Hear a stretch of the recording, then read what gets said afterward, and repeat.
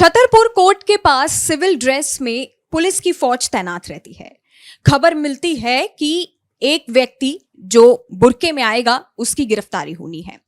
Chhatarpur court के अंदर से सीसीटीवी फुटेज से सारी सिचुएशन की निगरानी रखी जाती है, लेकिन तभी एक संदिग्ध व्यक्ति ई रिक्शा में बैठ करके आता है और उसके बाद जो होता है उस पूरे सिनेरियो को देखकर लोगों को गंगा जल फिल्म का एक सीन याद आता है, जब पुलिस की फौज चारों ओर से आरोपी को घेरती है और फिर सिंघम के स्टाइल में एसपी आता है और फिर आरोपी को गिरफ्तार करता है। इस केस में विस्तार से बात करने के लिए मेरे साथ मेरे सहयोगी अभिषेक चतुर्वेदी मौजूद हैं। अभिषेक, आज शहजाद अली की जो गिरफ्तारी हुई है, लेकिन जिस ढंग से हुई है वो काफी ज्यादा चर्चा में है। मैं चाहूंगी कि आप एक बार उस एक पूरे सिनेरियो को हमारे दर्शकों को बताएं। गिरफ्तारी हुई आज शाम में करीब। छतरपुर के सिंघम आईपीएस हैं अगम जैन। हाजी शहजाद अली किस केस का आरोपी है पब्लिक जानती है। जो नहीं जानते उनके लिए इतना जानना काफ़ी है। मैं आगे आऊँगा विस्तार से बताने, लेकिन इतना जानना अभी काफ़ी है कि वो एक थाने में इतना बड़ा प्रदर्शन करवाता है, पथराव करवाता है, और उसका पूरा मास्टरमाइंड था। छतरपुर में पूरा माहौल बिगड़ रहा था। जब ये 5 दिनों तक नहीं पकड़ा गया था तो छतरपुर के एसपी ने 10,000 का इसके सिर पे इनाम रखवाया था। और जब अभी पुलिस को सूचना मिली, ये गिरफ्तारी कैसे हुई नंदिनी, जो सवाल था आपका, मैं बताता हूँ। वहाँ एक टीआई है अरविंद कुजर, उनको एक मुखबिर से खबर मिलती है कि जिसको आप लोग ढूंढ रहे हैं वो यहीं आसपास छिपा है। ये लोग एक्टिव हो जाते हैं। अब उनको पता था, जो अरविंद कुजर हैं और बाकी की जो पुलिस टीम थी, उनको पता था ये कोर्ट में सरेंडर करेगा। अब कोर्ट में सरेंडर कोई आरोपी कैसे करेगा? या तो वो बुर्के में आ सकता है, वेश बदल के आ सकता है, किसी भी तरीके से आ सकता है। पुलिस को लगा था कि गंगाजल फिल्म में जैसे वो अजय देवगन ने किया था, वही प्लानिंग रचनी होगी। वही प्लानिंग पूरी रची गई थी, क्योंकि इनको हर हाल में हाजी शहजाद अली को गिरफ्तार करना था। लेकिन तभी इनको पता चलता है कि ट्रैफिक पुलिस थाने के पास एक ई रिक्शा में मुंह छिपाकर एक आदमी बैठा है, संदिग्ध है। जब पुलिस की टीम वहां जाती है, उसको देखती है, गमछा हटाती है, तो पता चलता है ये तो शहजाद है, 10,000 का इनामी। उसको वहां से अरेस्ट करके ये लोग थाने लाते हैं, कोर्ट में पेशी होती है। उसके बाद आगे अब ये कौन कौन से राज उगलेगा वो शहजाद अली तो खुद ही बताए। ये जिस तरह से आपने सिनेरियो बताया, इसमें सबसे ज्यादा चर्चा अभिषेक हो रही है सिंघम एसपी अगम जैन जिनका नाम है। मैं चाहूंगी एक बार आप अगम जैन के बारे में बताइए, क्योंकि इनकी जिस तरीके से चर्चा हो रही है, इनकी पूरी एक लाइफ के बारे में, इनकी पूरी एक लाइफस्टाइल के बारे में। अगम जैन वही आईपीएस है नंदिनी, जिन्होंने प्रदर्शन के तुरंत बाद कहा था अपने पुलिसकर्मियों से, जब ये हाजी शहजाद अली साजिश रच रहा था, जब इसका पूरा गैंग ये कह रहा था कि नहीं, हम लोगों के खिलाफ जो रामगिरी महाराज ने जो बयान दिया है, हम लोग उसकी एफआईआर दर्ज करवाएंगे, पुलिस नहीं सुनेगी तो पुलिस के खिलाफ जाएंगे। तब इन्होंने एक बात कही थी बहुत मजेदार, कि चोट हमें नहीं उन्हें आनी चाहिए। और ये कोई सिंघम आईपीएस ही कह सकता है। और ये अगम जैन है कौन? जब आप जानेंगे तो आपको लगेगा कि ये तो यूपी से इनका गहरा नाता है। 2015 बैच के आईपीएस ऑफिसर हैं। दिखने में पतले दुबले हैं, तस्वीरों में दर्शक अगर देख रहे होंगे लोग तो कह रहे होंगे ये तो बड़े दुबले पतले आईपीएस हैं। लेकिन इनका दिमाग इतना तेज तर्रार है कि 2015 में जब इन्होंने यूपीएससी की परीक्षा पास की तो 133वीं रैंक आई थी। और ये अलीगढ़ के उस गांव के रहने वाले हैं जहां बेसिक सुविधाएं भी नहीं थी। लेकिन जब ये एसपी बनते हैं तो इनका मोटिव सिर्फ एक ही होता है कि अपराधी किसी भी हाल में बचना नहीं चाहिए। और बड़ी बात, जब इनके बारे में हम लोग बता ही रहे हैं तो इनकी एक किताब भी है, कभी गांव कभी कॉलेज। जो लोग तैयारी कर रहे हैं उनको पढ़नी चाहिए। ये इतने अच्छे लेखक हैं कि इनके बारे में यूपीएससी की जो पूरी मतलब अधिकारियों की जो लॉबी होती है, जो अधिकारियों का ग्रुप होता है, उसमें इनका कद एक अलग लेवल का है। ये सिर्फ सिंघम आईपीएस नहीं है, मतलब ये कहिए इनको कि ये लेखक भी हैं। ये जो आपने किताब का जिक्र किया, कभी गांव कभी कॉलेज, इस किताब के बारे में थोड़ा सा मैं जानना चाहूंगी कि मतलब जो बच्चे अब एग्जाम की तैयारी करने घर से बाहर निकल रहे हैं, उनको इस किताब से क्या क्या मदद मिल सकती है? नहीं, ये तो किताब इनकी मतलब इनकी जर्नी पे है एक तरीके से, और यूपीएससी की जो लोग तैयारी कर रहे हैं उनके लिए है। लेकिन जो इन्होंने अपनी मतलब अपने कार्यकाल में 15 बैच के हैं, तो आप मान के चलिए कि 8-10-9 साल हो गए इनको। एक आध साल ट्रेनिंग मिलती है, उसके बाद ये पोस्टिंग मिलती है। कई जिलों में रहे हैं मध्य प्रदेश के। लेकिन जब ये छतरपुर आते हैं और जब इस घटना का खुलासा इस तरीके से करते हैं, हाजी शहजाद अली को पकड़ना इनके लिए कोई आसान काम नहीं था नंदिनी। ये जो हाजी शहजाद अली है, ये कांग्रेस का जिला उपाध्यक्ष था। इसके कनेक्शन कितने तगड़े हैं आपको भी पता है। उसके बावजूद अगर अगम जैन ने अपने तेज तर्रार दिमाग से अपनी पूरी टीम को लगाकर पकड़ा है, और वो भी जो 2 लोग पकड़े हैं इन्होंने इससे पहले, शहजाद अली से पहले, मैं बताऊंगा कि नाजिम चौधरी जो पकड़ा गया उसके पास से 2 तलवार मिले हैं।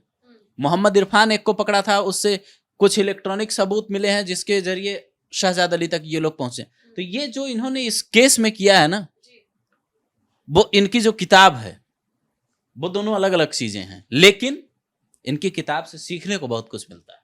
अच्छा, जिस तरीके से पत्थर एक कांड हुआ, पत्थर कांड के बाद शहजाद अली फरार चल रहा था, जैसा आपने बताया कि यहाँ 10,000 का इनामी था, उसके बाद से ये हुआ कि शहजाद अली ई रिक्शा में अभिषेक बैठा हुआ था और वो सरेंडर करने ही जा रहा था, लेकिन तभी बीच में सिंघम एसपी आते हैं और उसे गिरफ्तार कर लेते हैं।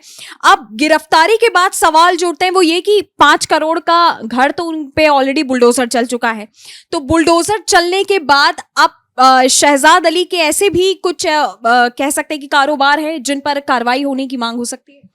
हाँ, क्योंकि शहजाद अली कोई खानदानी रईस नहीं था। मैं बताऊंगा कि जो जानकारी है शहजाद अली के बारे में, ये 3 भाइयों के दम पे 3 भाइयों के साथ मिलकर इतनी बड़ी प्लानिंग रच रहा था कि ये हिंदुस्तान को बांग्लादेश बनाने की साजिश में था। इसका एक भाई है, हाजी शहजाद अली का एक भाई है। जब कोई आरोपी हो जाए किसी केस में और इस तरीके के केस में, तो मुझे नहीं लगता कि ऐसे लोगों से कोई सिंपैथी रखनी चाहिए। हाजी शहजाद अली का एक भाई है फयाज, वो ऑटो चलाता था, 10-15 सवारियां लेकर घूमता था। आज उसके पास करोड़ों की संपत्ति है। खुद शहजाद अली ठेले पर कपड़ा बेचता था, इसका परिवार। आज इसके पास जो आलिशान मकान जिसका आपने जिक्र किया कि बुलडोजर से गिरा दिया गया, उसकी संपत्ति कहां से आई? इस केस में ईडी की भी एंट्री हो सकती है। हो सकता है ये राज उगले और ये बताए कि इसकी मदद किस किस ने की, क्योंकि पुलिस के सामने एक सवाल और भी है अभी कि आखिर ये 5 दिनों तक फरारी के दौरान रहा कहां, किन किन इलाकों में गया? क्या इसको सबने मना कर दिया? मोहन यादव का एक्शन देखकर सीएम मोहन यादव ने जो रूप दिखाया, जिस तरीके से बुलडोजर एक्शन 24 घंटे के भीतर हुआ, आप सोचिए 21 अगस्त की घटना थी, 22 अगस्त को इसका घर गिरा दिया गया। जिस तरीके से 24 घंटे के अंदर पुलिस का एक्शन हुआ है, राजस्व विभाग से लेकर तमाम विभागों ने फाइलें खंगाली है, वो साफ साफ बता रहा है कि शहजाद अली के केस में अभी कई जांच एजेंसियों की एंट्री हो सकती है और कई बड़े खुलासे हो सकते हैं। शहजाद अली के भाइयों पर भी तो कार्रवाई हो सकती है, क्योंकि जब शहजाद अली इतनी बड़ी साजिश रच सकता है, तो अब गिरफ्तारी के बाद हो सकता है कि उसके 2 भाइयों को भी गिरफ्तारी होनी पड़े। हाँ, एक केस अभी सामने आया था। शहजाद अली की फाइल खुलने के बाद ही एक जानकारी आई थी कि ये जिसमें फयाज का नाम ले रहा था, फयाज की मदद से एक जमीन खरीदी थी वहां कुछ लोगों ने। एक परिवार ने जमीन खरीदी 1-1.5 करोड़ की। कोर्ट से केस जीतने के बाद उनको उस पर कब्जा नहीं मिल पाया। वो लोग ये कह रहे हैं क्योंकि इनकी दबंगई इतनी है। इनका टायर और तमाम बिजनेस में, टायर और तेल का बिजनेस इनका जो चलता है, हाजी शहजाद अली के 4 भाइयों का मिलकर पूरे परिवार का, उसमें अगर वहां किसी को अगर उस क्षेत्र में बिजनेस करना है टायर या तेल का, तो इन लोगों से अनुमति लेनी पड़ती थी। आप समझ लीजिए कि दबंगई रसूख किस लेवल का है।